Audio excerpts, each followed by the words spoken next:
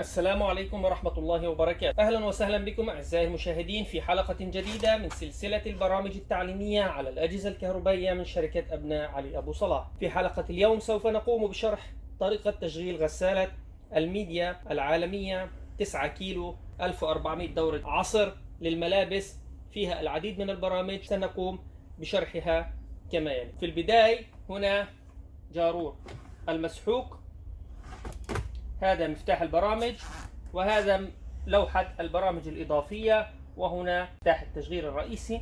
نضغط عليه فنوصل التيار الكهربائي للغسالة. هذه لوحة الخيارات الإضافية، نقوم بشرح كل خيار على حدة. أولا ديلي، وهو مفتاح لتشغيل الغسالة بعد وقت معين. إذا أردنا تأجيل عمل الغسالة نضع الملابس، نضع المسحوق، نختار البرنامج، ومن ثم نضغط ديلي. لدينا هنا 24 ساعة يمكن تأجيل عمل الغسالة بها. إذا ضغطنا ديلي ومن ثم ستارت فإن الغسالة سوف تبدأ في العمل بعد 8 ساعات أو الرقم الذي قمنا باختياره، ويمكن إبطال هذه من هنا. هكذا تم إلغاء برنامج.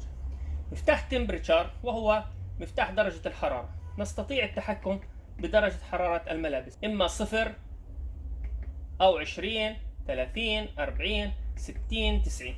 طبعا درجة الحرارة لها علاقة بدرجة اتساخ الملابس، فكلما كانت الملابس متسخة أكثر فإننا سنحتاج إلى درجة حرارة أعلى، مع العلم أنه كلما كانت درجة الحرارة أقل كلما وفرنا في وقت الغسيل. لدينا مفتاح سبين، وهو مفتاح عصر الملابس. لدينا في هذه الغسالة 1400 دورة عصر. يمكننا إما إبطال دورة العصر فتقل المدة، أو العصر على 600 درجة 800 درجة أو 1000 دورة 1200 و1400. العصر أي إخراج الماء من الملابس لنشره بعد ذلك على حرارة الشمس. طبعا كلما زادت دورات العصر ستزيد الكرمشة في الملابس وسيزيد الصوت والضوضاء. لدينا مفتاح سبيد ووش، وهو مفتاح اختصار الوقت مع بقاء قوة الغسالة نفس القوة. سبيد ووش، عندما كان البرنامج قطن 2.5 ساعة كبسنا سبيد ووش اختصر من الزمن 40 دقيقة، وهذا من أفضل البرامج في هذه الغسالة. لدينا مفتاح اكسترا رينس، طبعا يزيد من مدة الغسل. اكسترا رينس تعطي شطفة إضافية قبل اكتمال عمل الغسالة، أي في نهاية عمل الغسالة فإن الغسالة ستسحب ماء مرة أخرى وتعمل شطف للملابس للتأكد من عدم وجود مسحوق أو بقايا مسحوق وتخرج الماء. هي ستقوم عادة بعمل عملية شطف أولى، إذا ضغطنا اكسترا رينس ستقوم بعمل عملية شطف أخرى. مفتاح بريووش، وهو مفتاح الغسل المبدئي. إذا كانت الملابس متسخة كثيرا فإننا سنلجأ إلى مفتاح بريووش لتقوم الغسالة بعمل غسل مبدئية. تأخذ المسحوق من الخانة الأولى في جارور المسحوق كما سنشاهد بعد قليل، وتقوم بعمل غسل مبدئي للغسيل، ومن ثم تخرج الماء المتسخ وتبدأ بغسلتها الرئيسية لتسحب بعدها المسحوق من الخانة الرئيسية في الجارور. طبعا أيضا بريوش ستزيد من المدة لأنها ستعمل غسل مبدئي للملابس. في حالة اخترنا أي برنامج مع برامج الغسيل فإننا بعدها سنضغط على مفتاح ستارت لنبدأ بالبرنامج. لكن في هذه الغسالة هناك ميزة إضافية، وهي أننا نستطيع أولا أن نوقف الغسالة لإخراج أو إضافة أي قطعة، فإننا سنقوم بالضغط على مفتاح بلاي هنا لمدة 3 ثواني. إذا كنا قد شغلنا البرنامج فإننا نضغط لمدة 3 ثواني فتتوقف الغسالة ونستطيع إخراج أو إدخال أي قطعة أردنا إلى الغسالة. وأيضا نستطيع تغيير البرنامج، أي هنالك خيار ريلود، وهذا الخيار يتيح لنا إما تغيير البرنامج في الغسالة أو إضافة قطعة أو إخراج قطعة من داخل الغسالة. إذا ضغطنا على مفتاحي تمبريتشر وسبين سويا لمدة 3 ثواني مع بعضهما فإننا نفعل صوت التنبيه أو نلغيه، صوت النغمة، نغمة تنبيه الغسالة عند انتهائها، أو نلغي.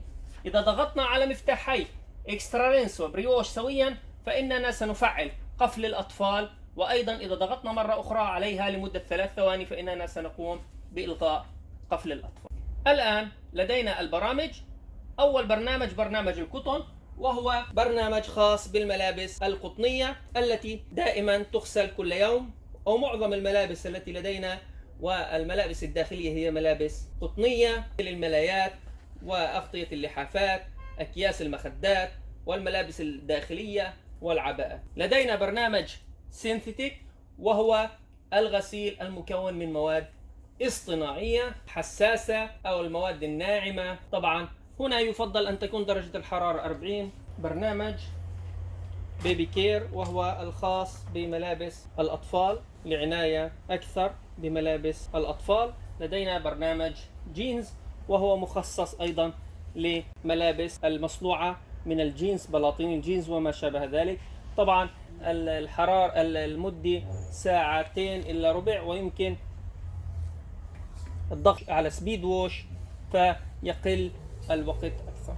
لدينا برنامج ميكس، وهو برنامج الغسيل المختلط، وهو صالح لجميع أنواع الأقمشة، الجينز، الخليط، الصناعية أو القطن أو الصوفية وما إلى شابه ذلك، ما عدا الملابس الحساسة. في أي برنامج فإننا سنختار نحن دورات العصر ودرجة الحرارة كما نشاء. طبعا درجة الحرارة كلما كانت الملابس حساسة أكثر نقللها، كلما كانت درجة اتساخ الملابس أكثر كلما زدنا من درجة الحرارة. لدينا برنامج كالرز، وهو للملابس الملونة فقط، ولا يستخدم للملابس البيضاء، وخاصة الملابس الملونة التي يمكن أن تتلف ألوانها بسرعة.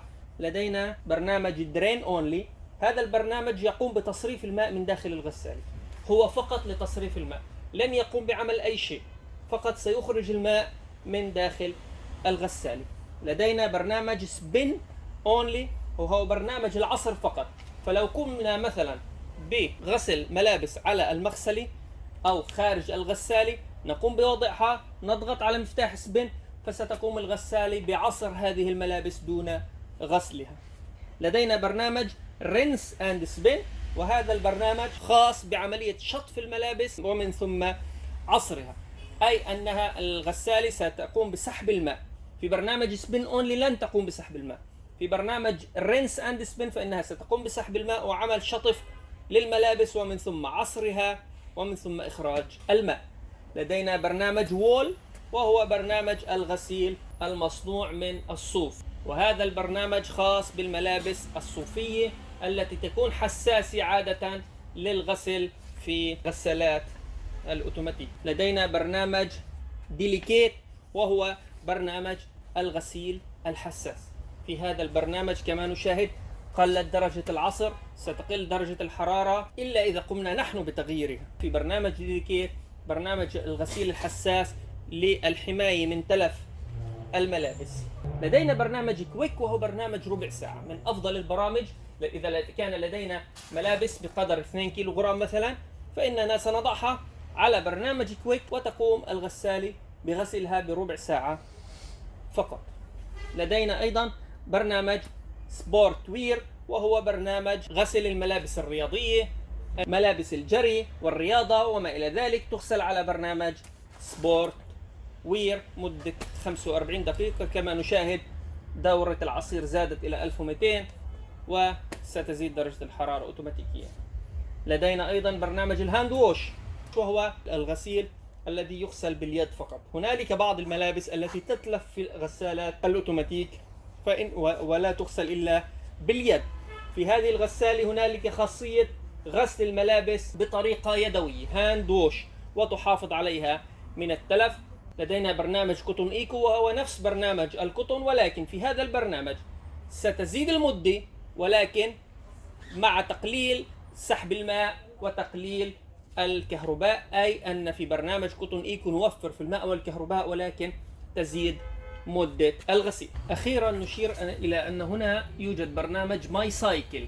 هذا البرنامج إذا قمنا مثلا باستخدام برنامج الكوتون دائما باستمرار مع برنامج السبيد ووش، يعني تقليل المدة ودرجة حرارة معينة مثلا فلنفرض 90، مع درجة عصر الملابس 1200، وأردنا تثبيت هذا البرنامج وحفظه، فإننا نضغط على برنامج سبين هنا لمدة 3 ثواني هكذا. سيتم حفظ هذا البرنامج تلقائيا داخل الغسالة. فإذا قمنا بالعودة إلى برنامج ماي سايكل كما نشاهد، أصبحت ماي سايكل هو البرنامج الذي قمنا بتخزينه 1200 درجة حرارة 90 مع سبيد ووش، ويمكن تغيير هذا البرنامج لاحقا كما نشاء إذا قررنا التغيير. نلاحظ هنا كما قلنا سابقا لدينا جارور المسحوق. هنا لدينا 3 خانات. الخانة الأولى هنا الصغيرة وهي خاصة ببرنامج البريوش. إذا ضغطنا هنا على بريوش في هذا المفتاح نضع المسحوق في الخانة الأولى الصغيرة هنا، فستقوم الغسالة بسحب التايد من هنا أو المسحوق من هنا وغسل الملابس، ومن ثم البدء بالغسل الرئيسي وتسحب المسحوق من هنا. إذن الخانة الكبرى للغسل الرئيسي والصغرى للغسل المبدئي. إن لم نقم باستخدام الغسل المبدئي لا نضع مسحوق في هذه الخانة. طبعا في الوسط هنا نضع المبيض أو المعطر أو أي مواد أخرى خاصة بالغسل. لدينا بالأسفل هنا الفلتر، وهذا الفلتر يفتح وينظف كل عدة أشهر مرة واحدة لكي لا يكون هنالك أوساخ علقت في الغسالة. من هنا مفتاح الباب. طبعا لابد أن ننتبه أنه في أول مرة استخدام يجب إزالة ال4 براغي التي تثبت الغسالة من الخلف وإزالتها تماما، وأيضا يجب تشغيل الغسالة على مفتاح قطن لأول مرة قبل استخدام الغسالة. نضع مسحوق ونختار برنامج قطن ونقوم بالضغط على بلاي فتعمل الغسالة دون وجود ملابس، وهذا ضروري جدا في أول مرة وقبل استخدام الغسالة. هذا كل شيء بالنسبة لغسالة ميديا العالمية 9 كيلوغرام. شكرا لكم، شكرا لحسن استماعكم، والسلام عليكم ورحمة الله وبركاته.